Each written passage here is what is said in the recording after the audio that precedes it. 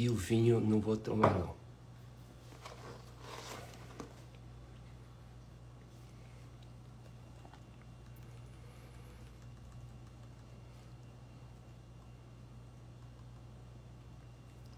Boa noite. Boa noite, Chay, Drica, Aline Freitas, Andréia, Gabriela. Esperar o pessoal entrando aí um pouquinho. Estou no hotel, por isso está com 5 minutos de atraso. Estou no hotel em Porto Alegre, né? E já vamos começar, tá? Pessoal, vai mandando aviãozinho, porque o tema dessa live é muito pertinente a um segmento da despigmentação laser que eu considero um dos mais sensíveis, por assim dizer, e que exige mais responsabilidade. Tem uma sombra aqui na minha cara porque eu tô com um projetor de luz ali, agora acho que tá melhor, né? Ó, dá até para ver minha sombra lá, ó. Em hotel não tem muito, a gente tem que fazer aí um improviso, né? Boa noite, Júlio. Michele, cadê o Nerson?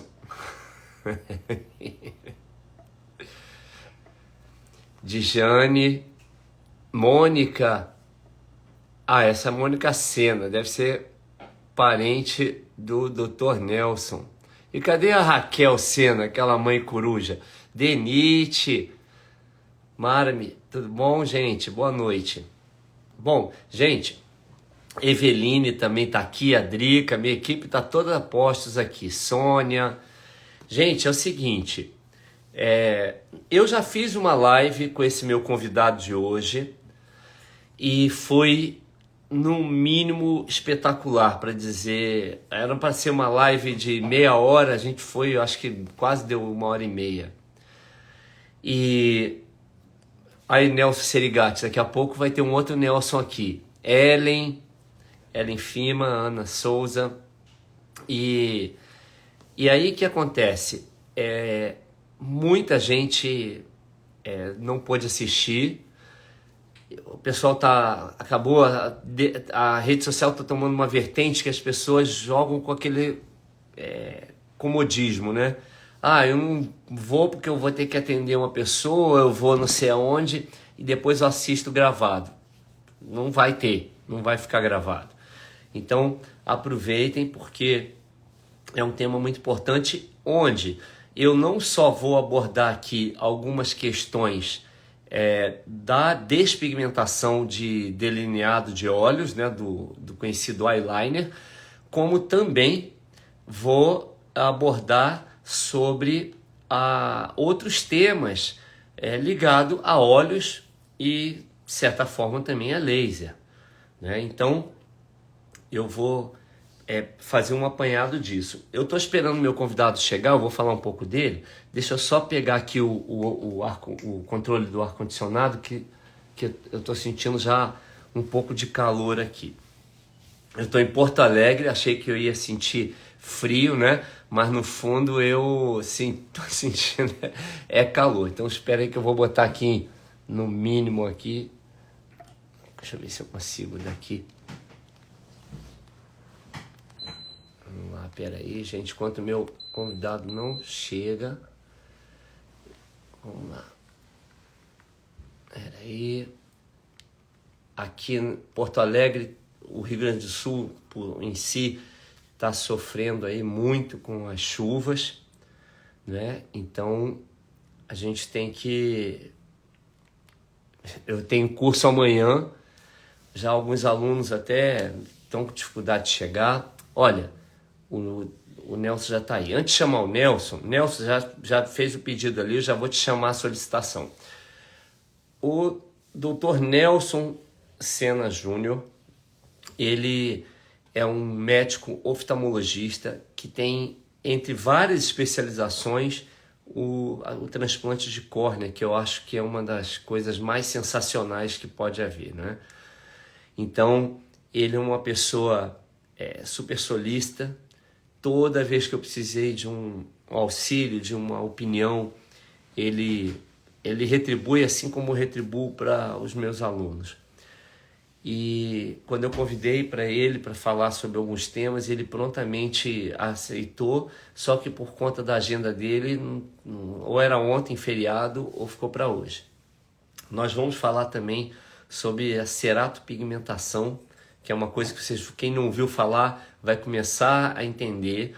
Eu confesso que eu tive eu tive algumas reticências no início com relação a essa técnica, mas o Dr. Nelson me esclareceu e quando ele me colocou a par do que era, eu mudei de preocupação por satisfação, embora a preocupação ainda haja e vocês vão entender hoje porque nós vamos esclarecer.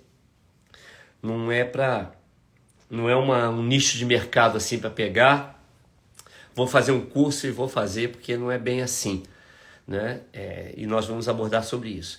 E outra coisa que nós vamos abordar também, porque muita gente acabou me perguntando aí nos últimos 2, 3 meses, aliás, desde o início do ano, é sobre uma cirurgia que começou a ser falada que faz alteração da cor da íris, que no fundo é uma despigmentação daquilo, né?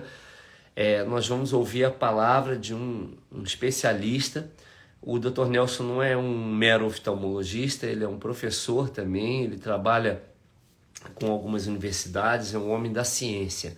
Então a nossa live vai ser bem legal e pronto, nós temos aí 1 hora para vocês curtirem. Então, por favor, gente, chamem aí, mandem aviãozinho, porque é uma maneira de prestigiar o meu convidado, né? Eu vou mostrar ele chamado, eu vou querer que vocês sigam. Quem não segue, por favor, sigam, porque é sempre um aprendizado, né? Então, deixa eu chamar ele aqui. E quem tiver perguntas, por favor, em vez de fazer no texto, tá? Coloque na caixinha de perguntas, porque se der tempo e a gente sentir, nós tentamos responder, ok? Então vou aguardar aqui. Pessoal, olha, ele já entrou ali. Vamos ver que se ele já está no ar. Curiosamente, o Dr. Nelson, a mãe dele, foi minha aluna. E assim, eu só fui conhecê-lo depois que a mãe dele, uma engenheira civil, já acho que já aposentou, né? Já estava, acho que, dedicada à área da estética e teve a visão de ir para um pouco do laser. Olha ela aí, Raquel, um beijo para você. Olha, e a Raquel depois, ela foi fazer curso comigo a primeira vez na pandemia. Ou seja, eu não tive contato físico com a Raquel. E logo que houve uma possibilidade, eu pude ir ao Brasil e fiz um curso de especialização que era só para quem já trabalhava com laser e tinha sido meu aluno. E a Raquel foi lá em Niterói, que ela é do Rio de Janeiro, e foi quando nós nos conhecemos pela primeira vez. E desde então, ela não deixa a minha vida mais em paz. No melhor sentido da palavra. E das coisas boas do trabalho excelente que ela faz. E, Pave, não desmerecendo os outros, que a Raquel mostra para mim trabalhos que ela faz com despigmentação de sobrancelha, de tatuagens. Ela não tem vergonha de perguntar, e isso é o que mais me fascina ela, que hoje em dia as pessoas têm vergonha de perguntar, parece que você se torna menor quando você tem dúvida. Ela, por ironia do destino, se tornou praticamente uma especialista em despigmentação de olhos. E tem um filho que é oftalmo, então eu acho que juntou a goiaba com queijo, né, para dar um belo Romeu e Julieta ali. Boa noite, Nelson. Boa noite, tudo bem? Muito obrigado mais uma vez pelo convite. Sempre um prazer poder colaborar de alguma forma, né? Principalmente quando for trazendo informação e principalmente ligar à saúde ocular, que eu puder para melhorar a vida dos pacientes ou dos profissionais. Estou sempre à disposição. Com certeza. Eu estou aqui com a minha cola que hoje a gente, o bom quando a gente trabalha com profissionais que já dominam o assunto, que a gente não tem que se preparar para a live, né? Nem nada. E nós combinamos essa live na semana passada, gente, pra vocês terem uma ideia. E hoje, quando foi 12h23, eu mandei para ele assim, falei, olha, meu, tudo bom, tudo certo para hoje? Estou pensando aqui em te perguntar o seguinte, eu botei 7 temas ali, vamos ver se a gente consegue dissecar os 7.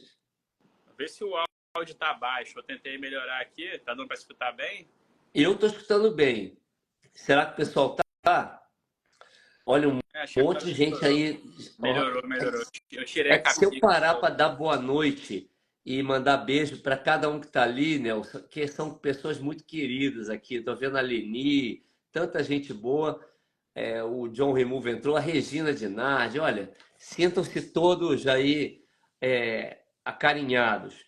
Bom, eu já fiz uma prévia aí, uma apresentação com o Dr. Nelson, né? Ele sempre me dá um suporte quando eu preciso.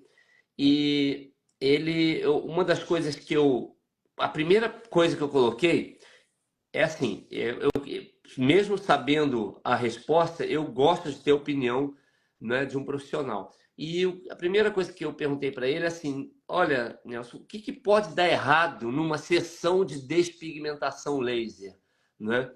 Eu acho que é importante porque uma coisa que eu sempre falo, Nelson, quando eu abro o meu módulo, eu não dou esse curso para quem nunca pegou em laser, sabe? Eu acho que a pessoa tem que pegar aquela manha, aquele expertise, né?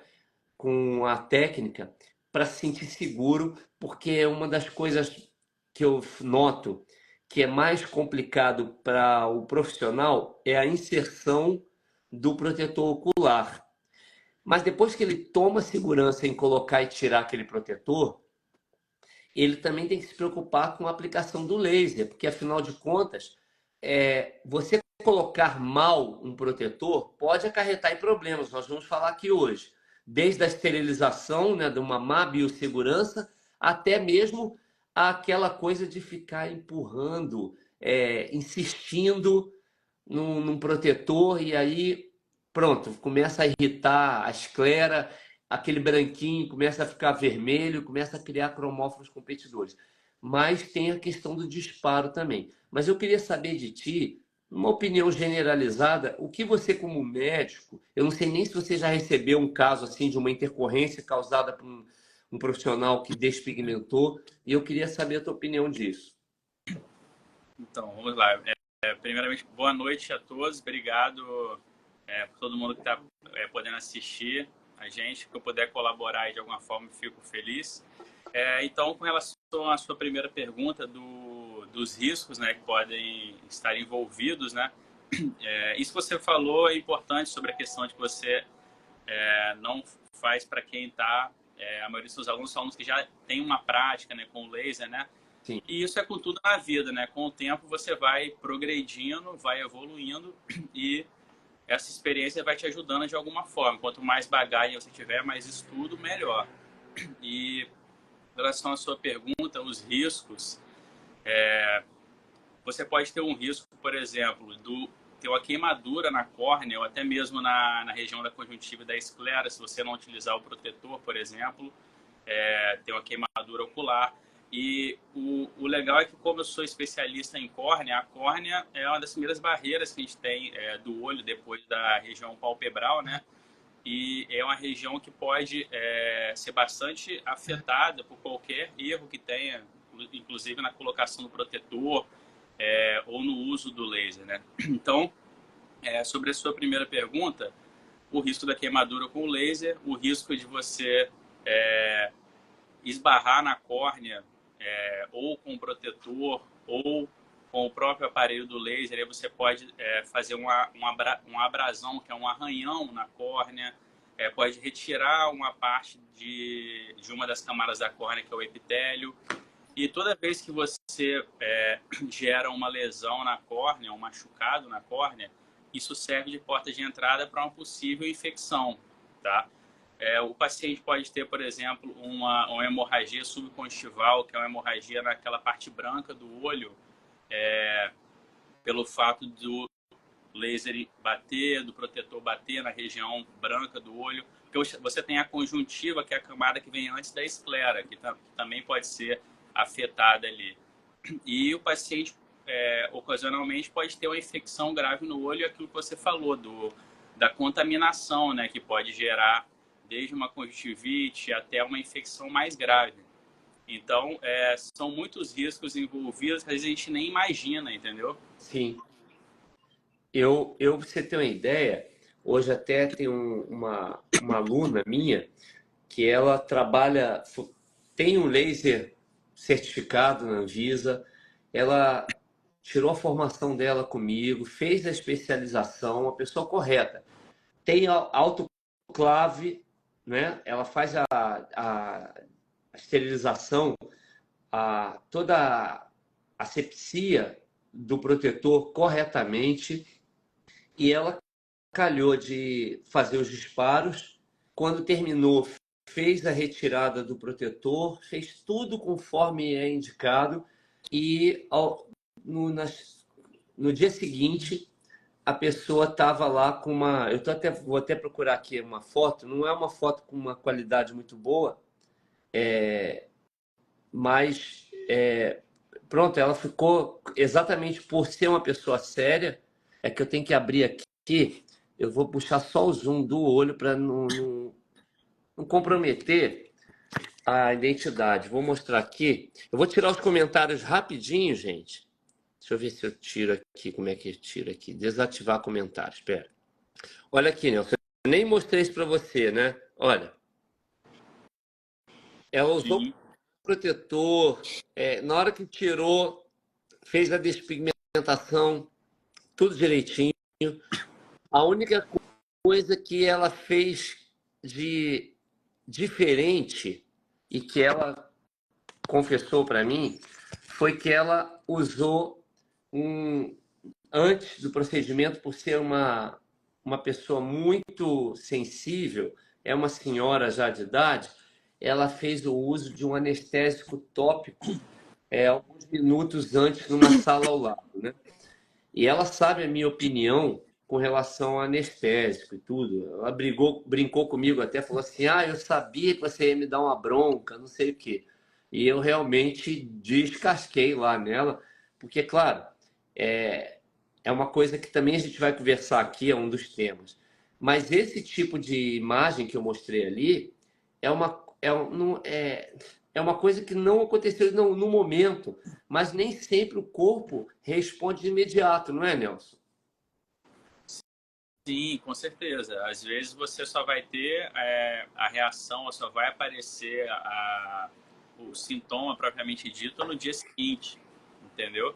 E até porque ela pingou o anestésico também, e isso acaba falseando um pouco, né? Porque tem o efeito do anestésico Exato.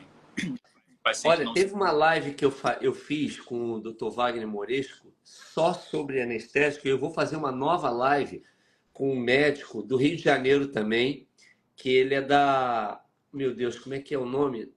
Não é sociedade, é Instituto de Anestesia, Instituto Carioca de Anestesia. Ele é um médico com anos de experiência e que topou fazer uma live comigo e compartilha isso, né?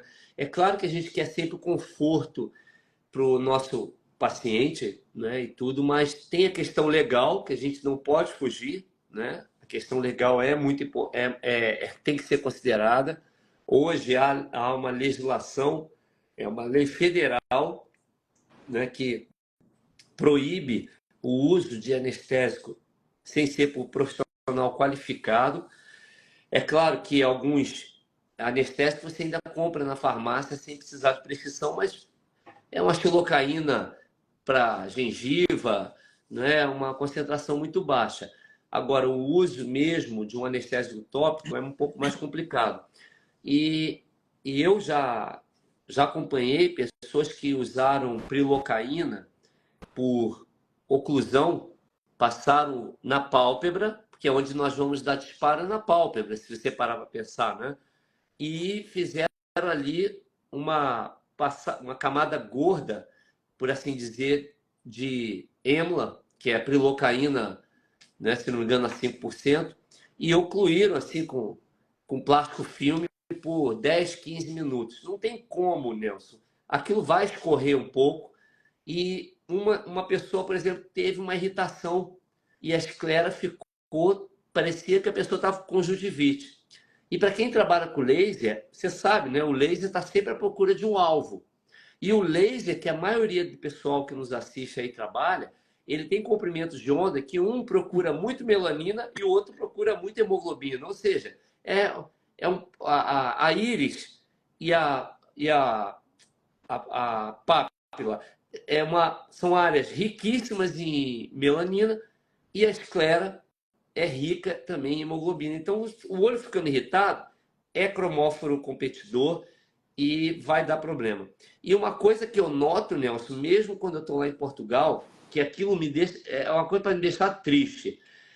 O paciente, muitas vezes, ele fica incomodado com o protetor no olho mais do que o disparo.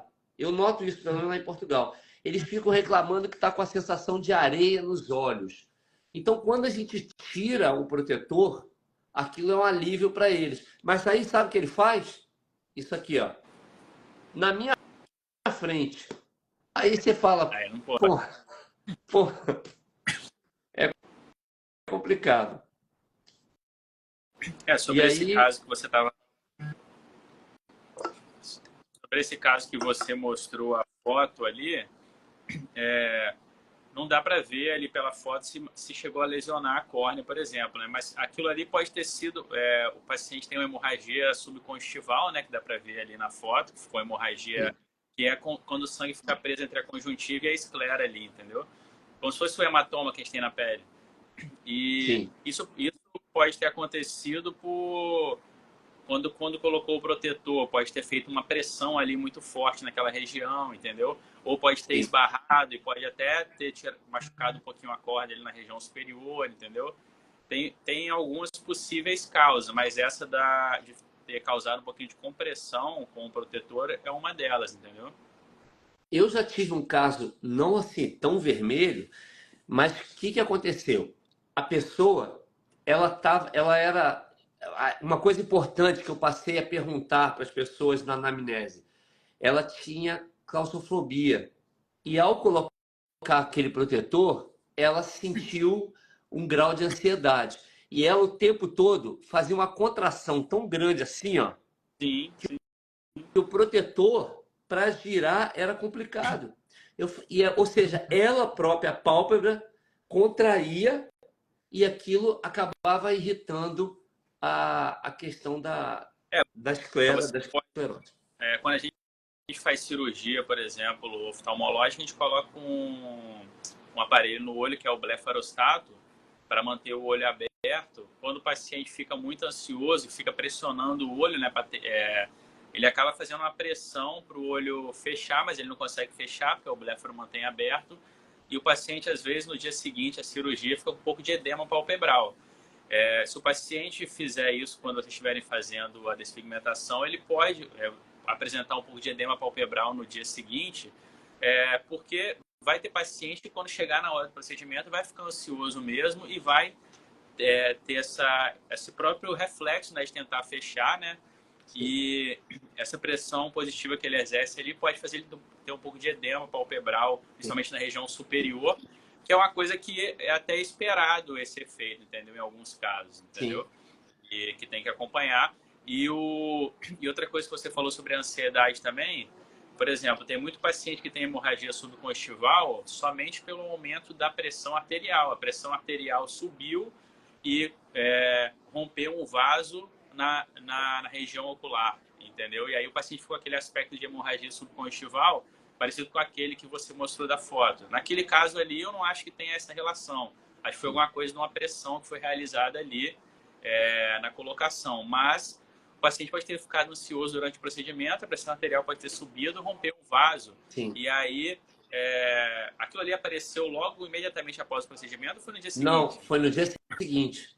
Então, pode ter acontecido, por exemplo, da paciente ter tido Eu tenho alguns pacientes que acordam com o olho daquele jeito simplesmente porque tiveram um pico de pressão arterial e rompeu o vaso, entendeu?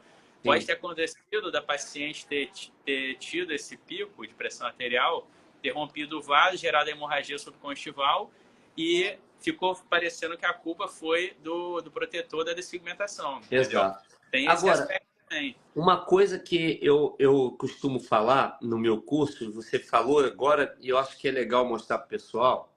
Deixa eu ver aqui, porque eu tenho isso aqui até no. É que a minha aula é em Prezi, não é em. Mas está aqui. Eu sempre cito três, porque se a gente começar a falar de tudo que pode acontecer em termos de intercorrência, acaba gerando um receio no profissional e eu não incentivo isso, porque eu acho que quando o trabalho é bem feito, Nelson, é maravilhoso você tratar, eu acho, o delineado, porque exige tanta perícia e dá uma sensação de responsabilidade, de que seu trabalho é uma coisa bem séria e tal. E aí eu cito só três, que é, primeiro, o disparo acidental, né? E eu vou mostrar aqui uma coisa, de novo, para o pessoal ver. Ai, E gente, é fundamental esqueci de botar eu esqueci de botar os comentários de novo. Ó, é que ali a luz daqui do quarto, mas aqui dá para ver.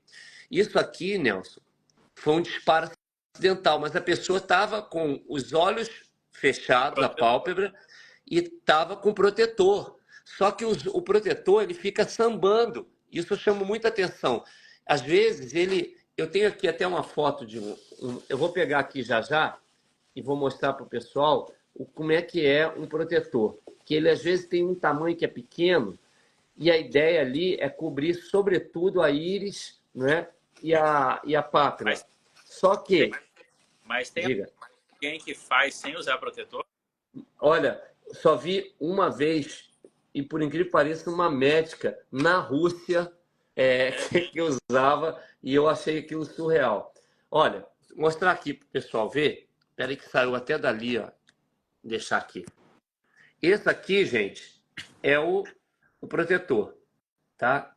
Esse é o tamanho P, né? Então, repare, ele fica posicionado ali e muitas vezes por conta até da própria lágrima que a pessoa começa a expelir, não é? Ele samba aqui pro cantinho e ele fica aqui no canto do olho. E a pessoa tá ali passando laser e não tá nem aí. Ah, tô com protetor, tô protegido. E o que acontece? Eu sempre falo para os meus alunos, Nelson, que a pálpebra ela não é um blackout, uma cortina de hotel. Ela é como uma cortina. Tanto é que se todo mundo que tiver, apesar de ser de noite agora, todo mundo que estiver nos assistindo, deixa eu ligar aqui os comentários de novo, que o pessoal deve estar doido para falar. Olhar agora com os olhos fechados para a luz, vai ver uma certa claridade. Ou seja, se essa luz do teu quarto ou da tua sala transpassa a ponto de você perceber luminosidade, imagina a luz intensa, coerente, colimada de um laser. Então, o que aconteceu nesse caso aí, dessa foto que eu mostrei, é até de um colega lá de Luxemburgo, o cara, pô, profissional, trabalha mais com meu mosca, né? O protetorzinho foi pro lado e a pessoa mexeu e o disparo foi, né? A velocidade da luz é muito rápida, pegou em cima da pálpebra, só que atravessou. Então, a gente bate nessa tecla de que quando for fazer a remoção, o protetor está ali, mas eu falo que isso aqui é igual um joystick. Você delicadamente vai trazendo ele consoante a área que você vai trabalhando. E uma coisa que eu aprendi com uma dica sua, Nelson, foi que antes eu ensinava a passar o gel próprio, né, oftalmológico, lubrificante na borda, e você deu essa dica, falou, olha, joga depois da borda um tanto aqui no meinho, né? Isso. Porque isso vai ajudar e fez toda a diferença. É porque você... Uma das regiões mais importantes que tem é a córnea, entendeu? Então, na córnea, se você atravessar a córnea, você pega a região da pupila, a região do cristalino. Então, a córnea é o principal local que você tem que proteger quando você estiver fazendo o laser, entendeu? E é por isso que o protetor ele protege principalmente a região da córnea, que a córnea é como se fosse o vidro do relógio que está por cima da íris ali, mais ou menos. Então Exato. ela abrange exatamente o limite da íris, como se fosse uma barreira de proteção. Sim. E qualquer lesãozinha que tiver na córnea, como eu falei, serve de porta de entrada para infecção, o paciente vai sentir muito incômodo com a região que tem inervação. Então, assim, quando você coloca a pomada na região central, você está lubrificando a região mais importante ali, que é a córnea, entendeu? Exato. Então, eu já vi paciente, por exemplo, que foi fazer cirurgia ortopédica, que é a cirurgia que demora 4, às vezes 5 horas, e o olho ficou um pouco... Depois que fez a anestesia, você coloca um gás no olho para deixar o olho fechado, né, durante a cirurgia, porque se o olho ficar aberto sem você piscar o olho, vai acabar lesionando a córnea, porque resseca muito. E o paciente acabou que ficou com o olho um pouquinho aberto, a cirurgia toda. Não fechou totalmente. Aí o paciente ficou com uma lesão na córnea, um defeito epitelial na córnea por causa desse ressecamento excessivo. Então, assim, você proteger a parte central ali do protetor com a pomada lubrificante, você vai estar lubrificando a principal região e mantendo a córnea lubrificada, porque assim, enquanto você estiver fazendo o laser, o paciente não vai piscar o olho, então ele não vai lubrificar, porque você lubrifica mais quando pisca. Então você colocando a pomada, você já está fazendo essa proteção, entendeu? Por isso a ideia de colocar no meio, para proteger a principal região. Uma coisa que é importante que as pessoas devem ter olhado aquela foto ali e perguntar, tá, mas quanto tempo aquilo ali vai ficar, não é? Porque nos primeiros dias dá um desconforto, é óbvio que se a pessoa fechar a pálpebra e tocar, sente dolorido, mas depois não sente mais nada, mas aquele vermelho fica ali. Eu já acompanhei estudos, esse, por exemplo, é um caso que essa pessoa da foto que eu te mostrei ficou alguns meses com aquilo lá. E já teve uma pessoa, foi minha aluna, que acidentalmente, com a colega, disparou com a pálpebra fechada, deu a mesma coisa e ficou só 3 semanas. Então isso é muito relativo, né? Na verdade, assim, a hemorragia subconjuntival, nada é 100% na medicina, né? Mas a hemorragia subconjuntival, quando foi hemorragia, que é aquela primeira foto, aquele primeiro caso que você mostrou, esse sangramento ele é absorvido geralmente em 14 dias, entendeu? 2 semanas. Agora no caso no tiro acidental, você está falando de um outro fator que causou uma inflamação ali também. Você não tem só a hemorragia, você tem uma inflamação. Certo. Então isso pode postergar um pouquinho essa melhora, entendeu? Sim. O que me preocupa muito é a região da córnea. Por exemplo, se você dá um tiro acidental na região da córnea, aí é muito perigoso. Exato. E aí, quando acontece isso e eles me procuram, Nelson, a primeira coisa que eu falo em vez de arranjar jeitinho, é procurar um oftalmologista, né? Eu acho que é muito importante essa parceria, porque uma coisa que vai resolver, pode ser resolvida mais rapidamente com o uso de medicação apropriada, e quem pode prescrever é o médico nesse caso. São dois fatores. Tem aquele fator que você falou, que também tudo tem efeito colateral, tem contraindicação, entendeu? E você também não pode desanimar, desestimular o profissional de fazer, porque tem muito efeito colateral, ou muita complicação.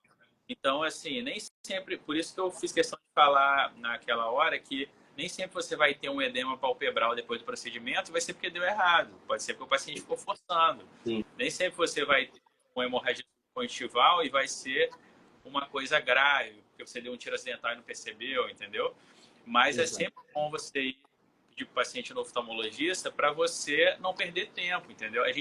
Eu vejo até na área médica mesmo, eu vejo paciente que vai na emergência com o olho vermelho e o médico da emergência fala que é conjuntivite e não manda o paciente procurar um oftalmologista. Aí quando o paciente chega para a gente, ficou tratando conjuntivite e era outra coisa que inclusive piorou com o uso do tratamento que passaram para conjuntivite. Então, assim, se não é da sua área, mesmo você tendo quase certeza que não é nada demais, manda para o especialista que você evita do paciente correr risco. Entendeu? Você tem que pensar primeiro no bem-estar do paciente. Então, pede para ele no oftalmologista e não se compromete tentando falar, faz uma compressa de água gelada, faz É, aquilo, entendeu? eu vou pegar carona nisso que você acabou de falar e vou matar mais um dos tópicos nossos aqui.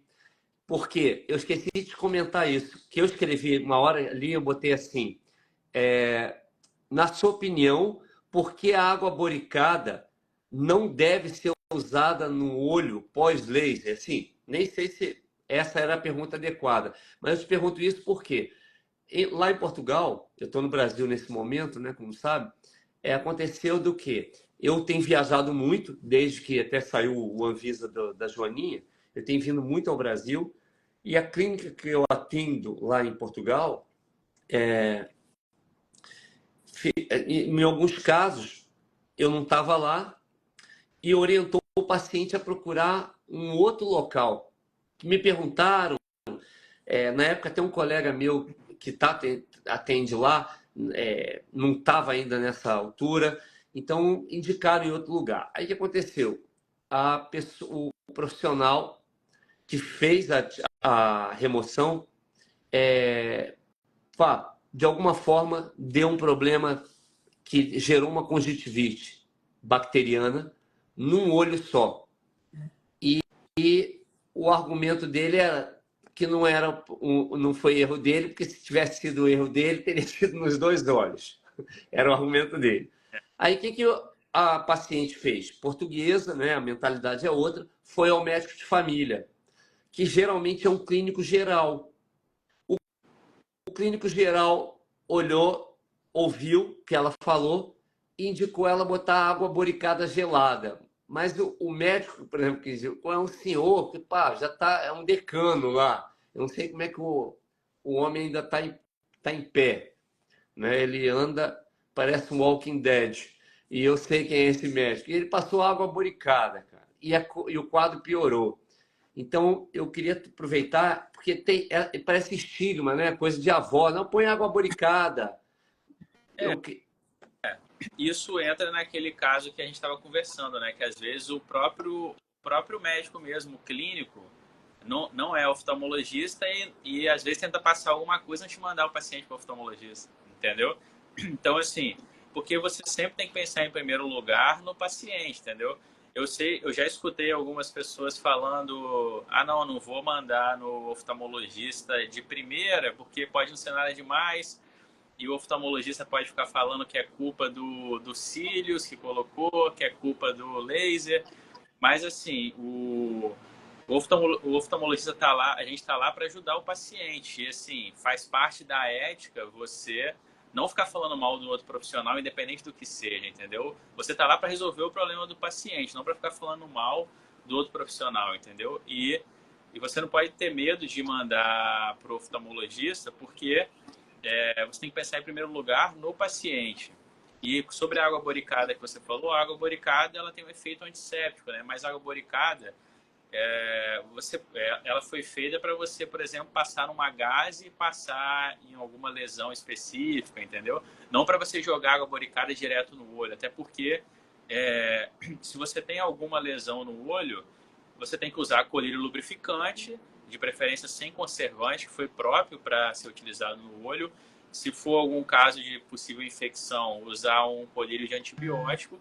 E se for algum caso de você caiu algum fator contaminante no olho, algum produto no olho, você vai lavar com soro fisiológico gelado, mas não com água boricada, entendeu? Até Sim. o soro fisiológico ele só vai lavar o olho.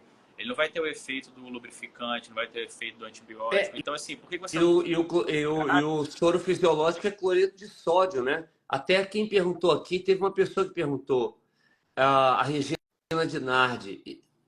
Assim, Regina, eu só uso o soro ali na bancada numa cumbuquinha para depois que eu tiro o protetor, jogo lá dentro para ele não ficar no seco, entendeu? Ali eu trabalho mesmo só com o protetor já autoclavado, coloco, não pingo nada. Pode fazer uma compressa, gelo filtrado de preferência, né? Mas eu pessoalmente não uso o cloreto sódio no olho da pessoa, não. A nossa preocupação um pouco até o soro, por exemplo, quando o paciente tem, por exemplo, caiu soda cáustica no olho, caiu algum produto químico no olho, a gente lava bastante com soro fisiológico, às vezes até com água mesmo. Mas o que preocupa a gente, às vezes, no soro é porque, às vezes, você tem um soro que você não usa muito. E o soro, Ah, o soro não tem nenhum conservante ali, entendeu? Para evitar a proliferação de bactérias é e tudo mais. verdade. Às vezes, o soro, se você não usa muito, você vai Ele pegar cria o soro que biofilme, está pô. aberto ali e vai pingar no olho, entendeu? Exatamente. Por isso que o soro você pode utilizar para lavar, entendeu? Mas você tem produtos próprios para o olho para lubrificar. Se for se o olho estiver inflamado, um anti-inflamatório, se estiver com sinal de infecção, fazer uma profilaxia com antibiótico. Mas a água boricada não tem o porquê de você utilizar, entendeu? Na verdade, ela pode até prejudicar em vez de ajudar. Exatamente. Olha, uma coisa também que eu coloquei lá para pegar a tua opinião, Nelson, foi do uso de colírio anestésico, né? A tua opinião é com relação a isso? Então, a questão do colírio anestésico é que ele não pode ser utilizado por quem não é médico oftalmologista, porque assim, a gente parte do princípio que todo colírio, como é o caso da anestésico, tem efeitos colaterais, né? E tem possíveis complicações com o uso. E o ideal é quem faça seja alguém que saiba resolver essas complicações. E tem a questão legal também, que só o médico pode comprar o colírio anestésico, entendeu? Sim. E o colírio anestésico, por exemplo, se você pingar uma gota dele antes de fazer o procedimento, tirando essa questão legal que só o médico pode utilizar e pode comprar, não faria mal nenhum se fosse uma gota, porque seria só para anestesiar e para trazer mais conforto para o paciente, entendeu? O problema é que às vezes pode pingar várias gotas e aí pode causar alguma lesão na córnea, por exemplo. A gente que é especialista em córnea, de vez em quando a gente pega paciente que tá com uma lesão na córnea grave, igual uma úlcera de córnea, uma infecção, e aí ele vai na farmácia, compra o colírio anestésico e fica pingando o dia inteiro, para não sentir dor, entendeu? E aí o paciente chega pra gente com um quadro muito pior, porque o anestésico tem um efeito tóxico pro olho também, entendeu? Então você não pode usar em grande quantidade, entendeu? Sim. Se o, então, assim, o colírio anestésico, como tem toda essa questão legal, se você pinga no olho do paciente e tem alguma complicação, você não tem nenhuma defesa, entendeu? Porque é um colírio de uso médico, entendeu? Certo. Se não fosse essa questão legal, eu acho que até ajudaria uma gota só antes do procedimento, porque realmente uma gota só antes do procedimento não teria problema e traria bastante A conforto para o paciente. visão da pessoa fica turva, por exemplo, no pós, igual quando a gente vai fazer um exame de fundo de olho, por exemplo, que ele vai lá, pinga, você fica para dilatar lá, o pelo fica com aquilo lá que você não consegue nem dirigir. Não, o anestésico, a única coisa que acontece é esse efeito de anestesiar o olho e às vezes a pálpebra fica um pouco pesada, entendeu? Ele não tem esse efeito de turbação visual. Por isso que eu te falei que se pingar uma gota, se não fosse essa questão legal e do uso médico, do ato médico, uma gota só não teria problema, entendeu? Sim, E o colírio anestésico tem todo aquele cuidado. Por exemplo, quando a gente usa um colírio anestésico no consultório, a vigilância sanitária exige que a gente coloque a data que ele foi aberto, porque tem a questão do prazo de validade do colírio aberto. sim. Todos esses cuidados você tem que ter de anotar a data em que o colírio foi aberto, entendeu? Não dá para você pegar um medicamento e ficar usando um ano o mesmo medicamento. Então, assim, todos esses cuidados você tem que ter, entendeu? Exato. Ótimo. Olha, Nelson, tem 4 perguntas aqui na nossa caixinha, só que uma delas eu acho que a gente acabou já respondendo, mas vamos lá. A Ellen Fima, ela tem um perfil chamado Friga Studio, é uma pessoa muito querida. Um beijo para você, Ellen. Ela pergunta para você assim, doutor Nelson, na despigmentação de sobrancelhas ou delineados, né, do eyeliner, quando a cliente está com os olhos corretamente protegidos, devo me preocupar quando a cliente reporta que está vendo a luz devido à transmissão pela pele? Ela deve estar falando sobre o espalhamento da luz, né? Quando bate, mesmo estando com aquele protetor, vê os flashes. Então, se o protetor protege realmente o laser de passar e afetar, por exemplo, a região da retina, né? Não tem problema, entendeu? O paciente vê esse como se fosse o brilho da luz, né? Sim. Como se fosse a luz estourando. Ele vai acabar vendo mesmo, entendeu? Só que o paciente, às vezes, fica preocupado mesmo. Poxa, será que o laser não está atingindo alguma coisa no meu olho? Vai dar um problema grave? Porque realmente, se o laser bater no olho, pode causar queimadura na retina, pode trazer problema na retina, entendeu? Sim. Igual aquela questão do pessoal que ficava vendo o eclipse solar sem um óculos de proteção adequado. Olhar para o sol.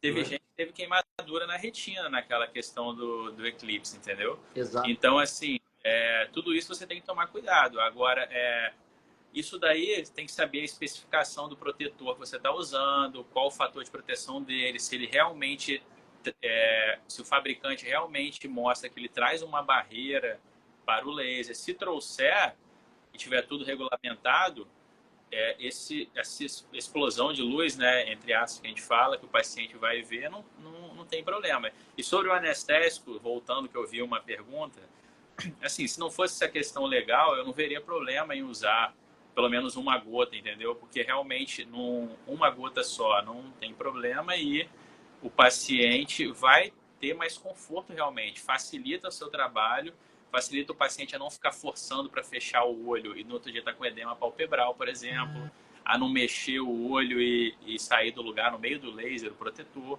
O problema todo do anestésico é a questão legal e se tiver um uso abusivo e se você não respeitar a validade com que foi aberto. Mas olha só, uma coisa que é importante esclarecer para eles, o Nelson, é o seguinte, que a gente fala aí do colírio anestésico, só que, vamos lá, nós não vamos bater o laser nos olhos da pessoa, nós vamos bater na pálpebra.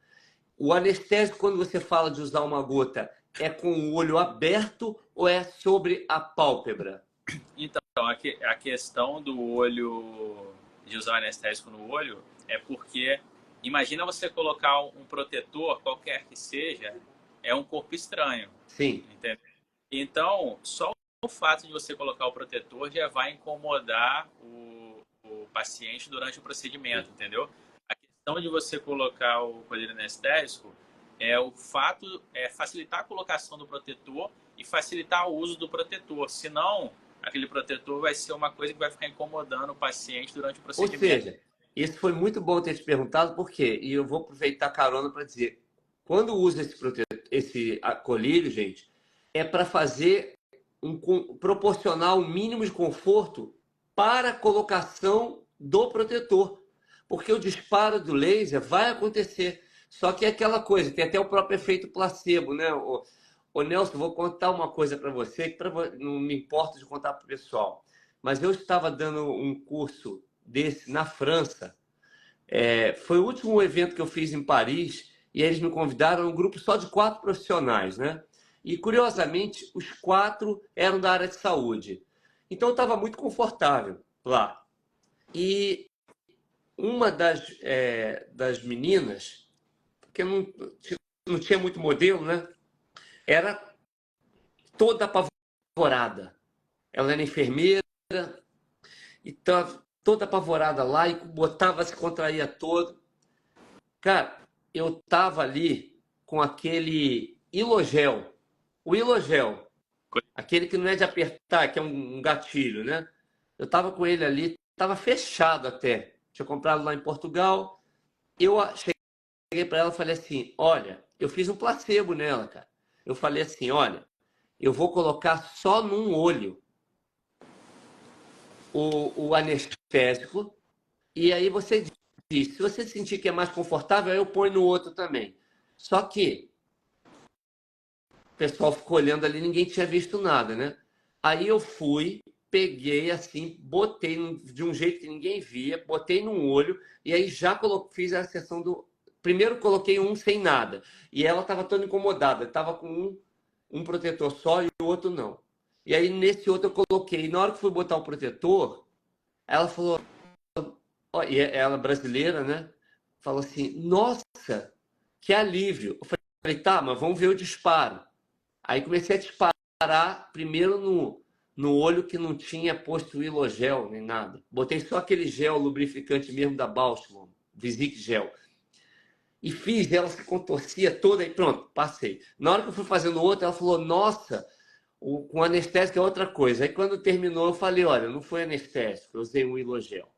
Sim. Então, muitas vezes, a psicologia fala mais alto, né? Nessa questão da dor. Eu tô vendo que tem uns comentários sobre a questão do anestésico. Assim, o anestésico tópico, a questão, se você passar na margem palpebral, é não deixar cair no olho, né? Essa é a questão. Que pode causar uma irritação, entendeu? Isso tem que tomar cuidado. E sobre o colírio, realmente, é aquilo que eu falei, que alguém mandou um questionamento ali sobre que o colírio é apenas de uso médico. É aquilo que eu falei, a questão do colírio anestésico, se não fosse a questão do uso médico, do ato médico, não teria problema utilizar, entendeu? Só para Sim. deixar isso bem claro, mas é um colírio realmente de uso médico. O Rudimar aí, que é um outro querido aí, falou, a dor nas pálpebras será a mesma com o anestésico do que sem? Ele é uma pergunta. Seria só para amenizar a colocação dos protetores? Eu penso que sim, né, Nelson? Você ameniza a colocação do protetor e, querendo ou não, você está fazendo o laser na região da margem palpebral, né? Então, um pouco de O anestesia, anestésico está pegando a parte de dentro para fora da pálpebra. sim, não deixa de colaborar um pouco para o paciente ter menos desconforto, entendeu? Lógico que quando passar o efeito, acabar o procedimento, o paciente vai sentir algum incômodo mesmo, porque é normal. E qual é a durabilidade quando você usa uma gota, por exemplo? Em Então, média, eu sei que isso é relativo. aí depende, porque geralmente a gente pinga o colírio e já examina logo o paciente e já vai para outro procedimento que não precisa do uso do colírio, entendeu? É rápido, entendeu? Mas dependendo do colírio, pode durar até por alguns minutos, entendeu? Às vezes 3 minutos, 5 minutos, depende. Ou seja, não pode ficar com conversa de comadre. É, é trabalhar logo, né? A questão é essa. Você não pode ficar enrolando. É isso que você falou, entre aspas, seria isso. Olha, outra pergunta botou assim: quem tem transplante de córnea? Isso aí é a tua área, viu, Nelson? Sim. Pode fazer delineado nos olhos? Ela quer dizer fazer a maquiagem definitiva, né? A micropigmentação no delineado? Muita gente me pergunta também como eu sou especialista em córnea, pergunta de paciente que já fez cirurgia de ceratocone, de implante de anel, se pode fazer, já me perguntaram. Porque da última vez que a gente fez a live, muita gente começou a me seguir, né? Muitos seguidores seus. E de vez em quando alguns me mandam mensagem no Instagram e eu respondo. Então já me mandaram essa pergunta de cirurgia de anel no ceratocone, de paciente que fez cirurgia de catarata. Então, assim, no caso da catarata, tem que analisar quanto tempo tem da cirurgia se o paciente não está em período pós-operatório, entendeu? Sim. Eu sempre falo, olha, se o paciente está em período pós-operatório ainda, se o médico não liberou ele para voltar às atividades dele, pede para o paciente perguntar para o médico dele, para o médico que operou. Porque cada médico tem uma particularidade também de repouso, de cuidado pós-operatório. A catarata, fora do período pós-operatório, é uma cirurgia que é feita na parte interna do olho, né? Já o transplante de córnea, você pega a córnea que a região fica mais exposta quando você faz o laser ali na região palpebral, né?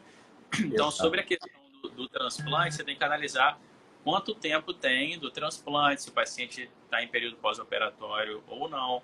Se o paciente já tiver algum tempo do transplante, não tiver mais em período pós-operatório, não tiver em período de retirada de pontos, nada do tipo, se você proteger bem, não tem problema, entendeu? Certo. Porque e é importante você conversar com o paciente sempre nesses casos e pedir para o paciente conversar com o médico que operou ele, porque Sim. a questão é o seguinte, independente de ter problema ou não, qualquer coisa que acontecer, sendo culpa do laser ou não, o paciente vai colocar a culpa no laser, porque é a primeira impressão que acaba passando, entendeu? Sim. Então, eu sempre falo, olha, pede o paciente no oftalmologista que operou ele, que acompanha ele, fala o que vai ser feito e o médico vai falar, olha, pode fazer, não pode. Não custa nada ter esse resguardo, entendeu?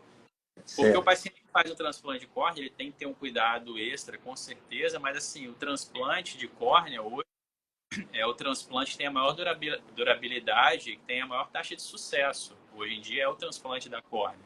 E o paciente, depois de um tempo de cirurgia de transplante de córnea, ele vive uma vida normal, Sim. entendeu? Não é porque ele fez o transplante que ele é um paciente que tem um olho com alguma alteração o resto da vida. Não, tem que ter um cuidado extra, um acompanhamento extra, mas ele vive uma vida normal como qualquer pessoa, entendeu? É, isso é muito importante. É tanto assunto para a gente falar, gente, que teria que ter várias Porque lives, né? O pessoal perguntou sobre catarata aí, que é uma coisa que a gente também tem assunto para manga para a falar. questão é aquilo que eu te falei. Se o paciente tiver algum procedimento desses, fez uma cirurgia, independente do tempo, por precaução, pede para o paciente, porque o paciente que fez alguma cirurgia, principalmente uma cirurgia importante igual o transplante de córnea, que reabilita tanto a visão, inclusive é importante a gente aproveitar essa live aqui para chamar a atenção para a questão da doação de córnea, que é uma coisa que é importante a gente melhorar, principalmente no estado do Rio de Janeiro, que a gente tem uma fila hoje muito grande no estado do Rio, entendeu? A gente perde muito, por exemplo, para São Paulo, e seria importante atentar para essa questão da doação de órgãos, para doação de córnea, porque não tem motivo para a gente ter uma fila tão grande assim no Rio de Janeiro, né? Eu De nem sabia dessa informação. Sim, é uma coisa que a gente tem que estar sempre atentando de orientar a família, os pacientes sobre a importância da doação dos órgãos, né, da doação de córnea, o quanto faz diferença na vida das pessoas e você já conversar sobre isso, pensar sobre esse assunto, entendeu? Porque muitos pacientes não doam porque não tem uma certa abordagem com a família, porque você abordar esse assunto com a família num momento delicado ali é sempre complexo, né? Sim, Então, assim, mas só para aproveitar para chamar a atenção para essa questão da doação de córneas, que é um assunto muito importante, assim, e a muito legal. gente está sempre nessa batalha para melhorar essa captação e doação de córneas, principalmente no estado do Rio de Janeiro. Rapaz, você sabe que eu tenho eu tive que tirar de novo uma carteira de identidade aqui no Brasil, porque sempre eu tinha algum problema. Às vezes eu entrava com passaporte português e não tinha nenhum documento brasileiro. Aí pronto, tirei uma carteira de identidade do Brasil e botei lá que eu sou doador de órgãos. Só que lá em Portugal também sou doador de órgãos. Então, no dia que Nosso Senhor me levar, eu não sei quem vai brigar pelo qual. É capaz de um olho ser para Portugal, o outro para o Brasil. Não, vai ajudar alguém muito, com Eu parei para certeza. pensar nisso agora. Eu tenho que ver, né? Ó, vai ficar o seguinte: aonde eu tiver, é que vai levar. Sim, sim. Não, mas de qualquer forma vai mudar a vida de alguém, vai ajudar alguém. Com Isso é certeza. importante. Isso é muito bonito. Olha, Nelson, vamos aproveitar que já passou até o nosso tempo de live, mas se a gente não falar desses dois temas que eu acho muito interessantes, o pessoal vai brigar com a gente. Mas que já foge um pouco da despigmentação, mas quem trabalha com laser, eu acho que conhecimento é tudo, né? Eu queria só dar um recado, pessoal. Eu estou em Porto Alegre nesse momento, que amanhã começa meu curso de iniciação em laser. São 2 dias, um masterclass que não aborda essa área que a gente está conversando aqui, a despigmentação de eyeliner. Mas, no dia 5 de maio, que é domingo, né? Eu vou ter a 7ª edição do meu seminário, o Seminário André Borg, que não estava programado o eyeliner, mas o pessoal pediu e vou ter aqui. Então, caso alguém aí do Sul, do Rio Grande do Sul, sobretudo, queira informações, me manda um direct ao final aí da live, porque é no dia 5, é no domingo. Aqui o tempo estava ruim, mas graças a Deus hoje já diminuiu um pouco e amanhã a previsão é já que cessa essa chuva, né? Os gaúchos aqui sofreram bastante aqui com essas chuvas intensas, né? Mas eu estou aqui. E já que está dado o recado, eu vou aproveitar para pedir a tua opinião pelo seguinte: a tal da cirurgia, pessoal que quer trocar a cor dos olhos, né? Que no meu tempo era só comprar uma lente de contato colorida que estava resolvido o problema. Então, só finalizando o assunto anterior, então nessas questões do transplante, tudo, sempre perguntar para o paciente, sempre pedir o paciente no médico estar acompanhando ele e pedir a opinião do médico estar acompanhando ele. Porque dessa forma, você vai estar respaldado e o paciente, o que acontecer de efeito colateral, o paciente vai ficar tranquilo porque ele teve o respaldo do médico dele, nesses casos, em pacientes transplantados, por exemplo. E sobre a questão, você perguntou da troca da cor da íris, né? Sim. Lá na Itália é onde tem saído mais dessas cirurgias, mas os italianos costumam ser assim mesmo, né? Eles são muito atirados. Nos Estados Unidos também, né? Aquele caso que ficou famoso de uma brasileira que fez nos Estados Unidos também, que foi quando começou a repercutir isso. Mas há muito tempo atrás já teve até gente que fez no Brasil, mesmo sendo proibido. Mas, assim, é uma cirurgia que, na minha opinião, né, na nossa opinião como oftalmologistas, principalmente aqui do Brasil, principalmente, é totalmente proibida, entendeu? Porque é um risco muito grande, porque quando você muda a cor da íris, a gente está falando sobre você mudar a cor de um olho funcionante, um olho que enxerga bem. Você, quando você coloca o pigmento na íris, a gente tem o ângulo da córnea com a íris, que é o ângulo que está relacionado a uma doença chamada glaucoma, né? Esse ângulo ele fica ocluído, ele pode ficar ocluído por esse pigmento e o paciente tem um glaucoma no futuro, pode ter uma crise de glaucoma agudo, porque pode ocluir o ângulo de uma hora para outra após o procedimento. E essa crise, às vezes, a pressão do olho, que o normal é até 20, dependendo de cada caso, né? No fundo, é uma despigmentação, não é, Nelson? Não é uma alteração de cor. Geralmente são olhos escuros que vem um laser e despigmenta. Exatamente. Ou seja, te deixa mais fotossensível ainda, não é? Pela lógica. Você aumenta a fotossensibilidade, você tem o risco de ter infecção.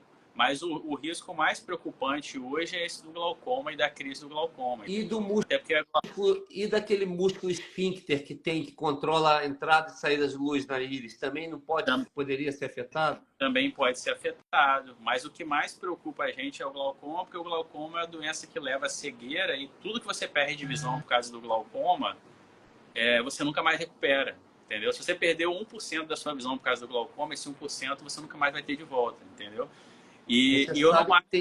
Eu acho que eu já não sei se foi com você que eu comentei, no Natal do ano passado, eu estava lá em Portugal e eu ganhei do meu filho mais novo um livro que é a autobiografia do Bono Vox, que é vocalista do U2. E ali ele confidencia que ele estava caminhando para a cegueira e ele foi operado no hospital de Boston por causa de um glaucoma. Porque o glaucoma muitas vezes é uma doença silenciosa, entendeu? Às vezes o paciente demora para perceber que está tendo alguma alteração. O glaucoma é igual a diabetes, a hipertensão. Nem sempre você vai sentir alguns sintomas. Às vezes só sente o sintoma quando já está avançado, entendeu? Por isso que é importante fazer consulta com o oftalmologista uma vez por ano, pelo menos, frequente. Principalmente se tiver alguém com glaucoma na sua família, que é uma doença que tem uma história familiar importante. Deus está aproveitando o gancho para esse lado também. E então, sobre a cirurgia da despigmentação da íris, eu acho muito arriscado e acho até um pouco de responsabilidade. No Brasil, ela não é permitida ainda, não é? Não, na verdade, na minha opinião, não era para ser permitida em local nenhum, porque Sim. Tem que ter muito mais estudos, entendeu? E até um assunto, aproveitando esse gancho, que a gente estava conversando outro dia, né? Quando você me chamou para fazer a live. O John tá falando que perguntou sobre... Eu acabei de ler a pergunta dele ali na caixinha. Só para não te interromper, ele perguntou o seguinte: glaucoma é contraindicação para remoção de micropigmentação? Ele está falando de sobrancelha, mas também de eyeliner, né? Se sim, o que interfere? Não, assim, se você não tiver nenhuma lesão no olho, se o laser não escapar e pegar no olho, se você tiver todo o cuidado, não tem problema, entendeu? Porque o glaucoma, o paciente que acompanha bem o glaucoma dele, com o médico oftalmologista, segue as orientações, usa os colírios certinho, ele é um paciente que está controlado e vive uma vida normal, entendeu? E quem cuida bem do glaucoma, acompanha bem, dificilmente vai ficar cego por causa do glaucoma. O glaucoma é sempre progressivo ou há casos de ser regressivo também? Não, é aquilo que eu te falei. O glaucoma é quando você tem uma alteração no nervo óptico, na escavação do E é nervo óptico, irreversível. na retina, e o aumento da pressão do olho faz com que você cause uma pressão ali no nervo óptico que faz você ir perdendo a visão, que vai comprimindo o nervo, entendeu? Então, o tratamento do glaucoma é você manter a pressão do olho baixa, seja com cirurgia, com colírio, entendeu? Que é uma doença que não tem cura, você controla ela, entendeu? E tem como controlar muito Sim. com cirurgia ou colírio. Então, se você controla bem o glaucoma, mas o problema é que se você acompanha bem, faz um acompanhamento bom com o oftalmologista e você usa os colírios da forma correta, dificilmente você vai ter problema por causa do glaucoma. Mas negligencia tanto o acompanhamento e a consulta com o oftalmologista quanto o uso do colírio. E sobre a questão, voltando na cirurgia da troca da cor dos olhos, né? Aquilo que a gente estava conversando quando você me chamou para a live. Infelizmente, tem um viés econômico em muita coisa, entendeu? Então, assim, você imagina se alguém inventa uma cirurgia que troca a cor do olho de uma forma totalmente segura, quanto financeiramente aquela pessoa não vai lucrar com essa cirurgia, entendeu?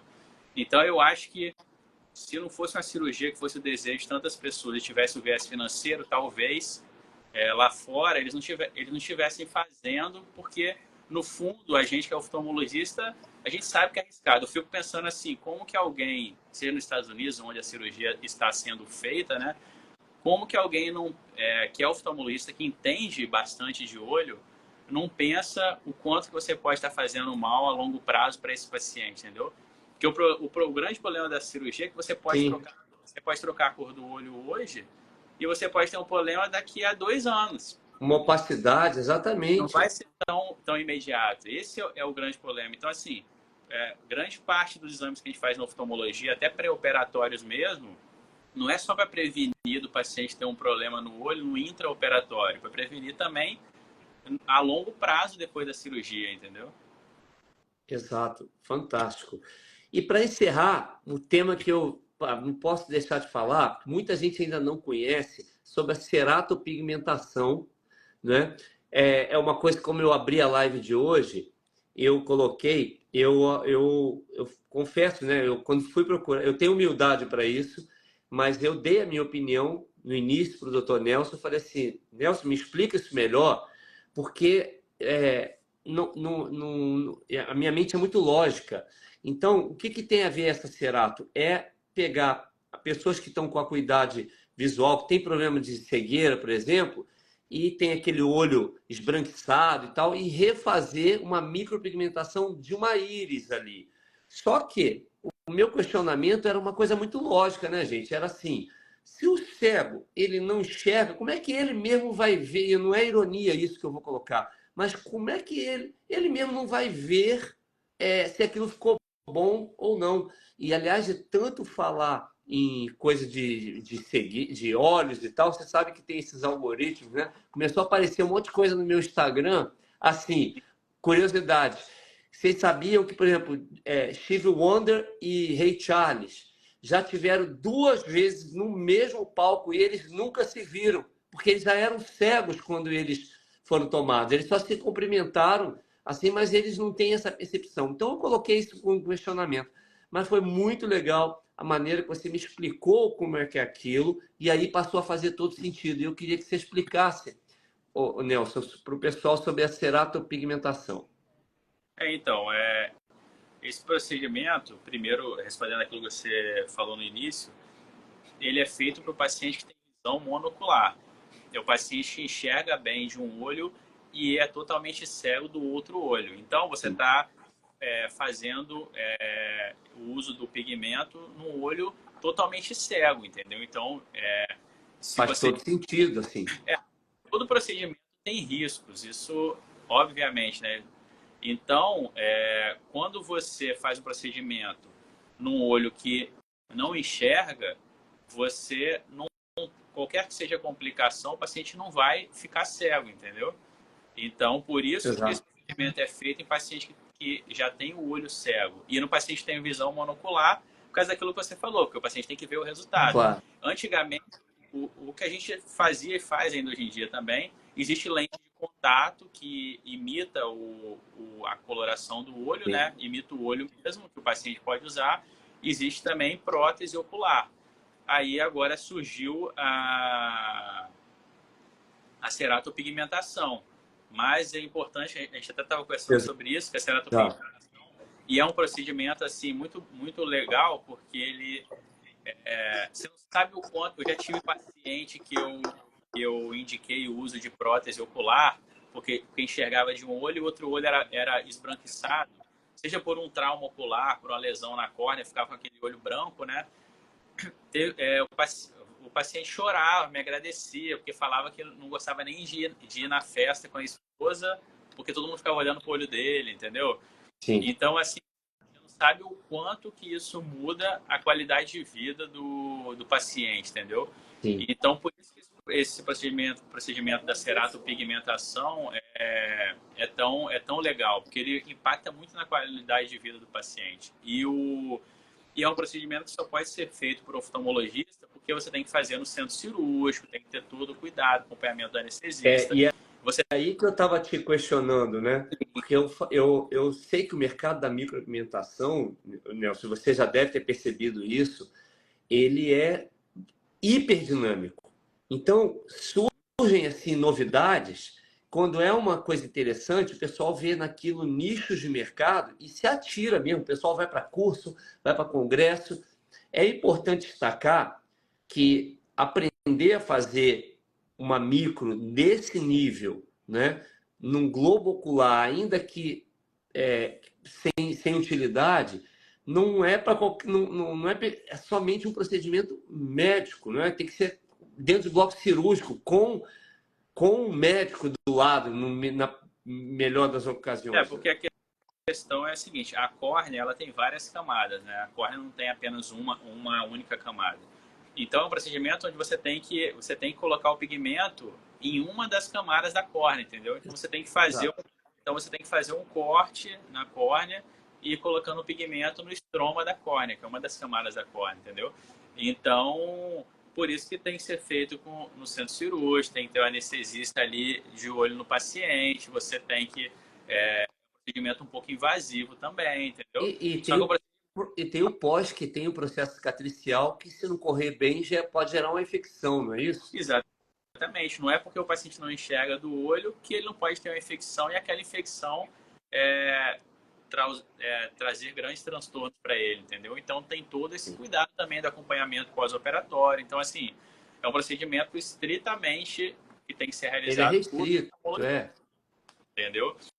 Não é um procedimento simples, só uma pigmentação normal, entendeu? Tem todo um cuidado e um risco grande envolvido. Mas, lembrando mais uma vez que assim, é um procedimento muito legal, porque ele muda bastante a qualidade de vida dos Com pacientes. A qualidade... certeza. Aí no Brasil, aqui no Brasil, eu tenho visto o Alisson Schuster, que é um profissional bastante conhecido, ele tem sido praticamente um pioneiro dentro da área da alimentação a fazer essa ponte com os médicos. Mas o pessoal tem que entender que ele tem dado os cursos e tal dentro do ambiente médico, para médicos, né? Exatamente. E senão, E senão daqui a pouco o pessoal pega aí, deixa eu pegar a minha cunhada aqui que ela não está enxergando muito bem, deixa eu pintar, já confunde tudo, já quer mudar, deixa eu meter um verde aí, um óxido verde aí, vou botar esse olho verde agora. Não é assim, gente, pelo amor de não, Deus. porque Já é uma loucura aquelas pessoas que tatuam esclera, não é, o Nelson? não, tatuar esclera é uma loucura total, totalmente proibido. Tem casos de infecção grave com isso. Sim, É porque, é porque esses procedimentos é igual fazer uso de lente de contato. Tem muita gente que acha que usar lente de contato não tem risco nenhum. Usa a lente de contato de qualquer jeito, não tem cuidado nenhum com a lente de contato. Mas a gente que é especialista em córnea, que é oftalmologista, o que a gente vê de casos de problema, infecção por lente de contato, o paciente tem que fazer transplante de córnea por causa de uso de lente de contato, é bastante. sim. Então, todo mundo deveria ter muito mais cuidado, entendeu? Mas, voltando a falar do outro assunto, essa questão que você falou do Alisson é importante por isso, porque por mais que seja um procedimento médico e que os oftalmologistas estejam fazendo, né, é, você ter alguém para ajudar e para dar o curso para os médicos oftalmologistas que entenda sobre pigmento mais do que a gente entende, sim. que entenda sobre um dermógrafo mais do que a gente entende, é sempre útil, entendeu? E é assim em tudo, né? É uma profissão ajudando o outro. O que seria Não, da e medicina? eu fiquei bem curioso que na nossa conversa, se você me permitir, você me contou que você, inclusive, está interessado em fazer, aprender a fazer a técnica, não é isso, ô Sim, Nelson? Você vê, gente, que como é que às vezes o pessoal tem um olhar sobre o médico, cara, que assim, não é bem aquilo que pensam, né? O médico, ele quer partir do princípio de melhorar a qualidade de vida daquele paciente, né? Então tá vendo aí o Dr. Nelson, um oftalmo interessado em aprender sim a técnica, provavelmente ele vai ter que ter um dermógrafo, ele vai ter que ter, além dos outros elementos, a tinta apropriada, vai aprender os cuidados, né? sim. Agora, claro, ele pode amanhã ou depois não ter tempos hábil e ter como parceria um profissional confiável que fez o curso e que trabalha sob a orientação dele, responsabilidade para fazer esse trabalho, se necessário, mas não é uma coisa para se jogar aí ao vento, né? É importante colocar isso. Não, isso daí nunca alguém que não seja médico oftalmologista vai poder fazer, a ceratopigmentação. Isso com certeza, com certeza. Ah, então isso é importante colocar, né? Porque senão, o que eu estava imaginando é se havia possibilidade de um profissional trabalhar dentro do Ah, consultório médico de não, um não, oftalmo e ser um não, assistente, entendeu? não tem como, porque é feito no centro cirúrgico. Você tem que pegar uma camada específica da córnea, todo um Sim. cuidado. Entendeu?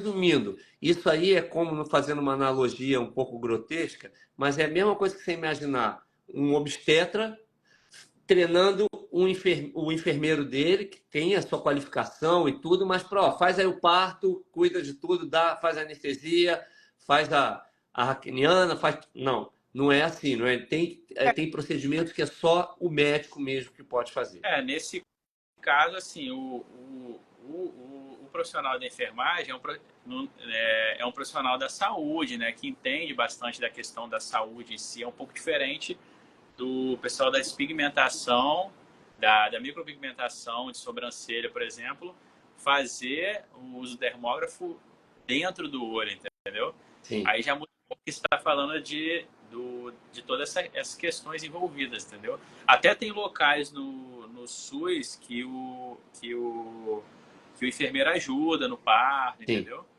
Porque o profissional da enfermagem ajuda bastante a gente, né? Assim, as nossas cirurgias, são os profissionais de enfermagem que auxiliam, então a gente tem que agradecer bastante a eles também, né? Mas sobre essa questão da ceratopigmentação, sempre vai ser só médico oftalmologista. É um procedimento que nunca vai ter essa abrangência de você colocar alguém fazendo, mesmo que o oftalmologista esteja do lado. Isso não Sim. vai ter como, entendeu? Apesar de que no Brasil eu não duvido de nada, mas no Brasil tem um monte de coisa que é proibido e o pessoal dá um jeito de fazer, mas É, pela lei isso nunca vai ser permitido, porque é totalmente inseguro, né? bem legal. Olha, Nelson, nossa live chegou aí já 1h20, hein? Tá Você vendo? vê A que é live foi boa. assunto que não tem jeito, sempre tem Não, muita e coisa.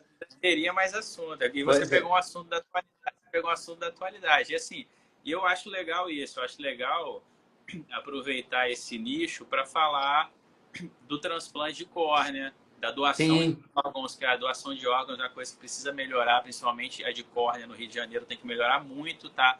Longe do ideal, a gente tem uma fila de quase 3 anos no Rio de Janeiro, que não era para ser assim, né? sim, E ninguém fala muito sobre isso, nem na mídia, nem nada, né? Enquanto que em São Paulo a fila não chega nem a 6 meses, entendeu? sim. E então por que o Rio de Janeiro são 3 anos, São Paulo são 6 meses, entendeu? Por que na mídia ninguém 3 anos para 6 meses, gente. Nossa. por que na mídia ninguém ajuda nisso, entendeu? Ninguém toca nesse assunto. E a gente falou também um pouco sobre o glaucoma, sobre a questão de retina, da catarata. Então, eu acho legal essa integração porque Sim, você não deixa de trazer informação, entendeu? exato. Tá prometido aí, gente. É um curso, eu já articulei lá na Aí, European School, a gente fazer um curso especial para o Dr. Nelson, mas é lá em Portugal. Então o pessoal vai ter que dar uma passeadinha lá em Portugal para fazer. Mas eu já prometi, eu falei que quando eu fizer o seminário no Rio de Janeiro, que estão me cobrando bastante, com certeza o Dr. Nelson vai ser um convidado mais que especial para dar uma palhinha lá para gente.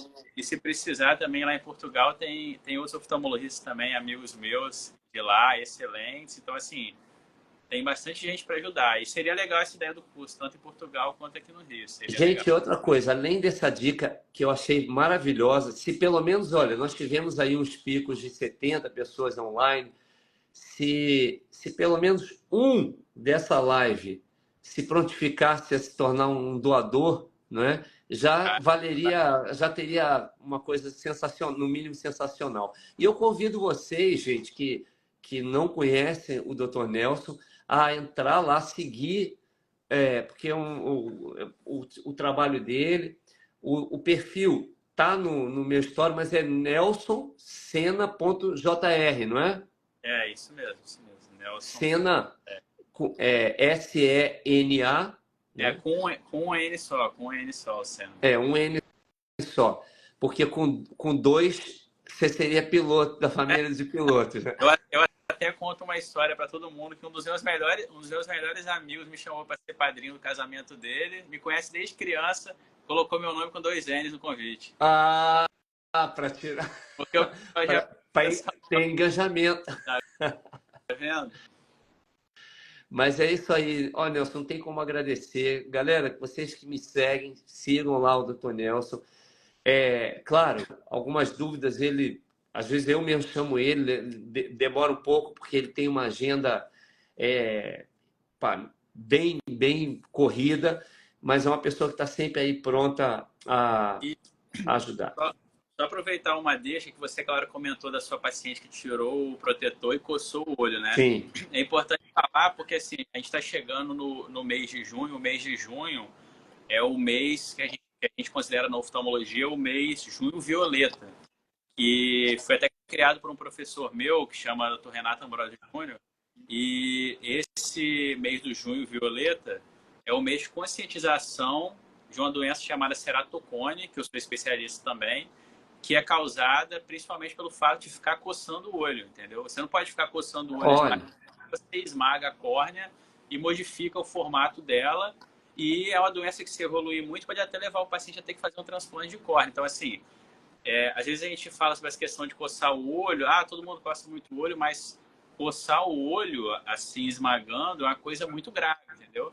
E Sim. É uma coisa que as pessoas têm que ter conscientização também do mês de junho, agora o junho violeta, que a gente está tentando a cada ano divulgar cada vez mais essa campanha para as pessoas terem mais consciência. Bom saber, porque eu vou fazer uma postagem na minha rede social sobre isso. Então, no mês de junho eu vou fazer a postagem e vou te marcar lá do junho. Marca sim. Como o pessoal sempre lembra do rosa, né? Do outono rosa, do novembro azul, e tem o dezembro laranja. O dezembro laranja, por exemplo, é sobre o câncer de pele. Então tem sempre esses meses que são ocasionais para isso aí. Fantástico. Essa doença do ceratocone é mais comum do que a gente imagina. Tem bastante gente que tem, entendeu? Então coçar o olho é a coisa que faz mal e evitar... Cara, e essa mulher, Nelson, ela tava assim, eu deixo a pessoa na recepção, volto, né? Mas aí eu fui pegar a ficha do próximo que ia entrar. Aí eu tava vendo ela pagando, é difícil às vezes a pessoa pagar, ela pagou em dinheiro lá, contando os euros dela, e depois em seguida veio falar comigo, olha, me despedir, perguntar uma coisa e fez isso com a mão que tinha acabado de pegar em dinheiro. Aí eu falei, olha, já tá tudo errado. Você já acabou de fazer uma contaminação cruzada aí da pior.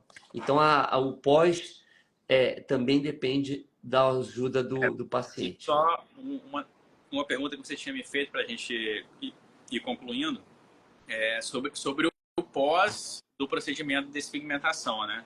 Então, assim, o pós é você tomar o cuidado de observar, orientar o paciente a observar possíveis alterações na região ocular, se for o caso, pedir para procurar o oftalmologista, né? E nunca é demais, assim, se o paciente já fizer uso de um colírio lubrificante, entendeu? De preferência um lubrificante sem conservante, ajuda também ele a sentir um pouco menos de incômodo, entendeu? Fazer uso de um lubrificante sem conservante, entendeu? E esses já são Nada de ficar usando, colírios que não são controlados, então não há problema, né? nada de ficar usando colírio Moura Brasil, colírio vaso É, constrictor, olho, não. lava-olho. Isso aí é colírio para contrair o vaso do olho e tem bastante efeito colateral. É colírio lubrificante, Sim. sem conservante. Aí tem vários, tem Iabac, Luna, tem Artelac Splash, tem Viofta, tem isso aí o que mais tem é colírio lubrificante sem conservante, né? Isso é muito Tem bom. Cistane hidratação agora também. Pistânia da álcool, não é? Isso também, Isso. isso aí. Ou Sem seja, nenhum interesse comercial. Falei de todos os claro, laboratórios é, para com certeza. não ter briga de laboratório. Falei um colírio de cada um. Gente, olha, Isso. obrigado aí. Obrigado, Nelson, mais uma vez aí pela atenção, pelo carinho. Um beijo na sua mãe. Gente, divulguem aí, printem aí essa tela, deixem seus comentários, divulguem, porque isso é sempre importante. E quem for do Sul, quiser, ainda tem chance de participar aqui do seminário, me manda um direct, a gente manda as informações. É isso. Ok? Só, Obrigado, só, Nelson. só do lubrificante que falaram aí, tem que ser colírio lubrificante sem conservante, de preferência, tá? Ah, boa E dica. gostaria, só para finalizar, de te agradecer, André, pelo convite mais uma vez e pela oportunidade. Para Marcelo, mim, para mim é sempre um prazer e sempre gratificante poder trazer informação sobre saúde ocular em qualquer área que seja, porque essa é a minha missão quando eu decidi ser um médico oftalmologista, é cuidar dos olhos e trazer informação para os pacientes, para as pessoas sobre a saúde ocular. E essa live, querendo ou não, é uma oportunidade disso. E parabenizar você pelo seu excelente trabalho obrigado. com o laser e principalmente eu tenho que parabenizar e fico lisonjeado aí de ver a sua preocupação em aprimorar o uso do laser, em se preocupar em fazer uma palestra com oftalmologista, uma live com oftalmologista para trazer para as pessoas que usam o laser a importância de você saber de tudo que está envolvido naquilo, não apenas o uso do laser em si e a remoção que o laser faz. Então, é muito legal e eu fico orgulhoso de ver você Obrigado. com essa proatividade e preocupação nessa questão. Mostra que você é um profissional que realmente pensa acima de tudo no paciente e ensinar com qualidade. Tá bom? Tá ótimo, meu amigo. Olha, boa noite para todo Boa mundo. noite. Obrigado, Nelson. E até para. Beijo, Raquel. Fica Tchau. com Deus. Muito Obrigado por obrigada. todos que ficaram até o final. Obrigado.